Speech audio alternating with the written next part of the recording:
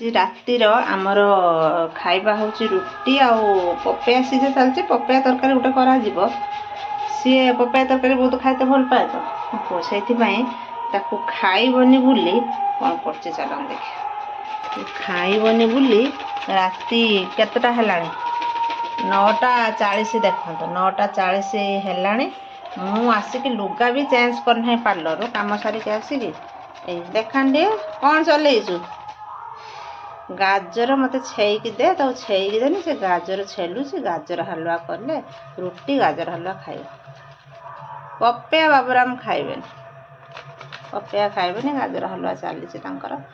ତାହେଲେ କରୁ ଯଦି ଗାଜର ହାଲୁଆ ଖାଇବୁ ତାହେଲେ ଗାଜର କୁଟ କଲେ ହେବ ନା।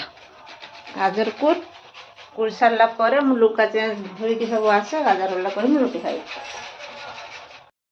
ସେ ଥକିଗଲାଣି ଗୋଡ଼ ଦୁଇଟା ଲମ୍ବେଇ ଦେଇକି ବସିକି କରୁଛି। ଖାଇବୁ ମାନେ ପରିଶ୍ରମ କରିବୁ।